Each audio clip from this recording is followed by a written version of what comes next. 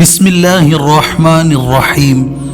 Dear friends, പലരും ചോദിക്കാറുള്ള അല്ലെങ്കിൽ ഒരുപക്ഷെ നാം തന്നെ പലപ്പോഴെങ്കിലും ചിന്തിച്ചിട്ടുള്ള ഒരു ചോദ്യമാണ്, പടച്ചവൻ ഈ ഭൂമിയെ മനുഷ്യരാശിക്ക് വേണ്ടി വളരെ വിശാലമായി സൃഷ്ടിച്ചിരിക്കുകയാണ്. അതിൽ പല ഭൂഖണ്ഡങ്ങളും വിവിധ രാജ്യങ്ങളും വ്യത്യസ്തമായ മനുഷ്യ സമൂഹങ്ങളെയും നമുക്ക് കാണാൻ സാധിക്കും. ഫ്രണ്ട്സ്, പരിശുദ്ധ ദീനുൽ ഇസ്ലാം ലോകത്തിനാകമാനം സന്മാർഗമായിട്ടാണ് പടച്ചവൻ ഇറക്കിയത്. ആയതുകൊണ്ട് തന്നെ അതിൻ്റെ സന്ദേശവാഹകരായ പ്രവാചകന്മാർ എത്താത്ത ഒരു ജനതയും ലോകത്ത് കടന്നുപോയിട്ടില്ല. പരിശുദ്ധ ഖുർആൻ പറയുന്നു, വഇമ്മിൻ ഉമ്മത്തിൻ ഇല്ലാ ഖലാ ഫിഹാ നദീർ. ഒരു മുന്നറിയിപ്പുകാരൻ കടന്നു ചെല്ലാത്ത ഒരു സമുദായവുമില്ല. വലിക്കുല്ലി ഖൗമിൻ ഹാദ്. എല്ലാ ഒരു ജനതയ്ക്കും ഒരു മാർഗദർശി നൽകപ്പെട്ടിട്ടുണ്ട്. ഹദീസിന്റെ ആശയമനുസരിച്ച് ഏകദേശം 1.25 ലക്ഷത്തോളം പ്രവാചകന്മാർ ഈ ലോകത്തേക്ക് കടന്നു വന്നിട്ടുണ്ട്. അതിൽ 313 മുർസലുകളുണ്ട്. എന്നാൽ വിശുദ്ധ ഖുർആൻ അവരിൽ നിന്നും കേവലം 25 നബിമാരെ കുറിച്ച് മാത്രമേ പ്രതിപാദിച്ചിട്ടുള്ളൂ. ഈ പ്രവാചകന്മാരാകട്ടെ അറേബ്യയും അതിൻ്റെ പരിസര പ്രവിശ്യകളും രാജ്യങ്ങളുമായി ബന്ധപ്പെട്ടവരുമാണ്. ചുരുക്കി പറഞ്ഞാൽ ചോദ്യം ഇതാണ്, എന്തുകൊണ്ടാണ് ഖുർആൻ മിഡിൽ ഈസ്റ്റിലെ പ്രവാചകന്മാരെ മാത്രം ഫോക്കസ് ചെയ്യുന്നത്? എന്തുകൊണ്ടാണ് യൂറോപ്യൻ അല്ലെങ്കിൽ ആഫ്രിക്ക, ചൈന, റഷ്യ, ഇന്ത്യ തുടങ്ങിയ ഏഷ്യൻ കൺട്രീസിലെയൊന്നും പ്രവാചകന്മാരെ കുറിച്ച് പ്രതിപാദിക്കുന്നില്ല? അതിനെ സംബന്ധിച്ചാണ് ഇന്നത്തെ വീഡിയോയിൽ നാം ചർച്ച ചെയ്യാൻ പോകുന്നത്. സോ വീഡിയോ അവസാനം വരെ കാണാൻ ശ്രമിക്കണമെന്ന് ഉണർത്തിക്കൊണ്ട് ഏവരെയും ഒരിക്കൽ കൂടി ചാനലിലേക്ക് ഹൃദ്യമായി സ്വാഗതം ചെയ്തുകൊള്ളുന്നു. Once again welcome to Ramle Medina.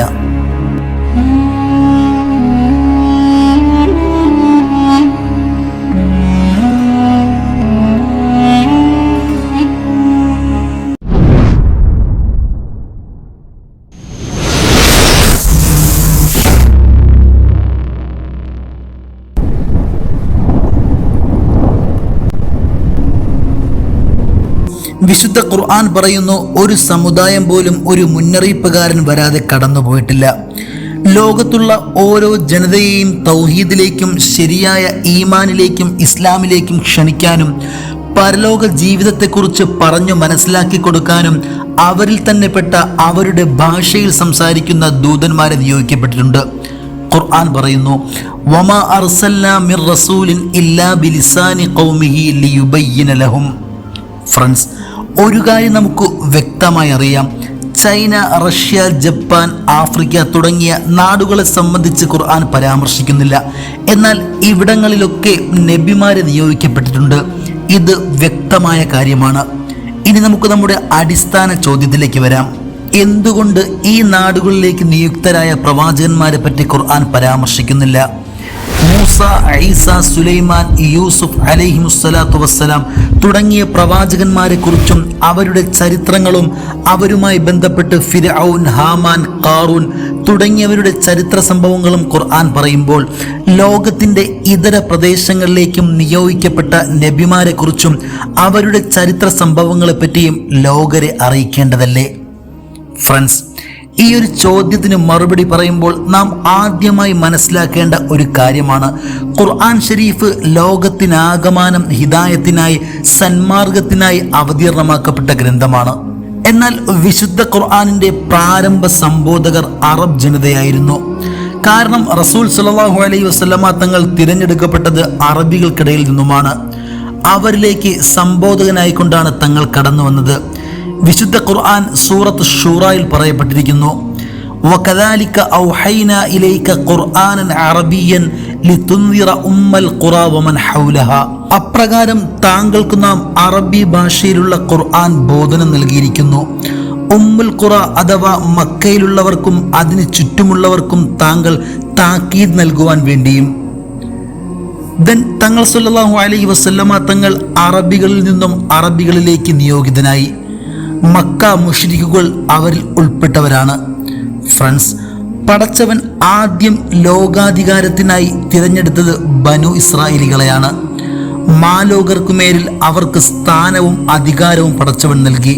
ഖുർആൻ പറയുന്നു, യാ ബനി ഇസ്രായീൽ ഉദ്കുറൂ നിഅമതി അല്ലതി അൻഅംതു അലൈക്കും വഅന്നി ഫളൽതുക്കും അലൽ ആലമീൻ. ഓ ഇസ്രായേൽ സന്തതികളെ, ഞാൻ നിങ്ങൾക്ക് ചെയ്തു തന്നിട്ടുള്ള അനുഗ്രഹവും മാലോകരിൽ നിങ്ങളെ ഞാൻ ഉത്കൃഷ്ടരാക്കിയതും നിങ്ങൾ ഓർക്കുക. എന്നാൽ ശേഷം റസൂൽ സല്ലല്ലാഹു അലൈഹി വസല്ലമ തങ്ങളെ അറബികളിൽ നിന്നും തിരഞ്ഞെടുത്തതോടുകൂടി തങ്ങൾ കാരണമായി ഈ ഒരു സ്ഥാനം ബനു ഇസ്രായേലിൽ നിന്നും നീക്കം ചെയ്യപ്പെടുകയും പടച്ചവനത് ബനു ഇസ്മായിലിന് അഥവാ അറബികൾക്ക് നൽകുകയും ചെയ്തു. അവരെ അല്ലാഹു തആല ലോകാധികാരം ഏൽപ്പിക്കുകയും ചെയ്തു. ആയതുകൊണ്ട് തന്നെ ഖുർആനിൽ പരാമർശിക്കപ്പെടുന്ന പ്രവാചകന്മാരും അവരുടെ നാടുകളും അറബികളും അവരുമായി ബന്ധപ്പെട്ട് നിൽക്കുന്ന നാടുകളെയും കുറിച്ച് തന്നെയാകലാണല്ലോ അനുയോജ്യം. നേരെ മറിച്ചിന് പടച്ചവൻ ജപ്പാനിലെയോ അല്ലെങ്കിൽ യൂറോപ്യൻ കൺട്രീസിലെയോ ചൈനയിലെയോ മറ്റോ പ്രവാചകന്മാരെയോ അവരുടെ ചരിത്രങ്ങളെയോ പറ്റി പറയൽ അറബികളിൽ എന്ത് ഫായിദയാണ്, പ്രയോജനമാണ് ഉണ്ടാക്കുന്നത്? ആ കാലഘട്ടത്തിലെ അറബികളിൽ ഭൂരിഭാഗത്തിനും ഈ നാടുകളെക്കുറിച്ച് ഒരു ധാരണയും ഉണ്ടായിരുന്നില്ല. എന്നാൽ അറബികളോട് പറയപ്പെട്ട ചരിത്രങ്ങളും പ്രവാചകന്മാരും ഏതെങ്കിലുമൊക്കെ നിലയ്ക്ക് അറബികൾക്ക് നേരത്തെ അറിയുമായിരുന്നു. അവരുടെ പൂർവികരിൽ നിന്നും അവരത് കേട്ടിട്ടുണ്ടായിരുന്നു. ആദിനെപ്പറ്റിയും സമൂദിനെ പറ്റിയും അവരോട് പറയപ്പെട്ടു. ഷാമിലേക്കും മറ്റുമൊക്കെയുള്ള യാത്രാവേളകളിൽ ആദി സമൂഹം അതുപോലെ തന്നെ സമൂദ് ഗോത്രത്തെ സംബന്ധിച്ചിരുന്ന അവർ വസിച്ചിരുന്ന കോട്ടകളും ഗുഹകളും അറബികൾ കേൾക്കുകയും കാണുകയും ചെയ്തിരുന്നു. അതുകൂടാതെ അറബികളുടെ പരിസര നാടുകളിലേക്ക് അയക്കപ്പെട്ട പ്രവാചകന്മാരെക്കുറിച്ചും ഏതെങ്കിലുമൊക്കെ നിലയ്ക്ക് അവർ കേൾക്കുകയും അറിയുകയും ചെയ്തിരുന്നു. അവരുടെ പൂർവികന്മാരിൽ നിന്നും കുറെ അവർ കേട്ടുവെച്ചിരുന്നു. അതിൽ തെറ്റും ശരിയും ഉണ്ടായിരുന്നു. ആയതുകൊണ്ടാണ് അവരുമായി അറബികളുമായി ബന്ധപ്പെട്ട് നിൽക്കുന്ന നാടുകളെയും പ്രവാചകന്മാരെയും കുറിച്ച് അധികമായും ഖുർആൻ ചർച്ച ചെയ്തിരിക്കുന്നത്. കാരണം അതാണ് അവർക്ക് കൂടുതൽ കണക്ട് ചെയ്യാൻ പറ്റുന്നതും. ഫ്രണ്ട്സ്, ഈ ഒരു ചോദ്യത്തിന് പുറമെ ഒരുപക്ഷെ നമുക്കൊരു ചോദ്യം ഉന്നയിക്കാം. എന്തുകൊണ്ടാണ് ഖുർആൻ അറബി ഭാഷയിൽ മാത്രം ഇറക്കപ്പെട്ടത്? അത് മാലോകർക്ക് സന്മാർഗത്തിനായി അവതീർണമായ ഗ്രന്ഥമാണല്ലോ. അത് വിവിധ ഭാഷകളിലാക്കി എന്തുകൊണ്ട് അവതരിപ്പിച്ചില്ല? ഈ പ്രപഞ്ചത്തിന്റെ ഖാലിഖായ റബ്ബിന്റെ ഇൽമ് പരിപൂർണമാണ്. ഈ പ്രപഞ്ചത്തിന്റെ മുഴുവൻ ക്രമീകരണങ്ങളും അവന്റെ അറിവിൽപ്പെട്ട കാര്യമാണ്. അങ്ങനെയുള്ള പടച്ചവൻ അവന്റെ വിശുദ്ധ കലാമായ ഖുർആൻ ഷരീഫിന്റെ വിഷയത്തിലും ആ ഹിക്മത്ത് യാതൊരുവിധ ന്യൂനതയും കൂടാതെ തന്നെ നടപ്പിലാക്കിയിട്ടുണ്ട്.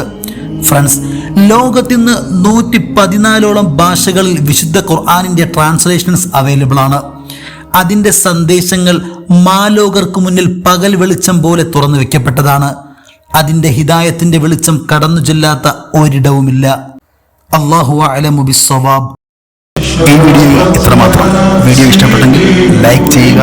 നിങ്ങളുടെ അഭിപ്രായങ്ങളും നിർദ്ദേശങ്ങളും കമൻറ്റുകളായി രേഖപ്പെടുത്തുക. ചാനൽ സബ്സ്ക്രൈബ് ചെയ്യുന്ന കാര്യം പരിഗണിക്കുക. അടുത്ത വീഡിയോയിൽ പുതിയൊരു വിഷയവുമായി കണ്ടുമുട്ടാം. ദുആയിൽ ഓർക്കുമെന്ന പ്രതീക്ഷയോടുകൂടി this is your channel Ramle Madina signing off. അസ്സലാമു അലൈക്കും.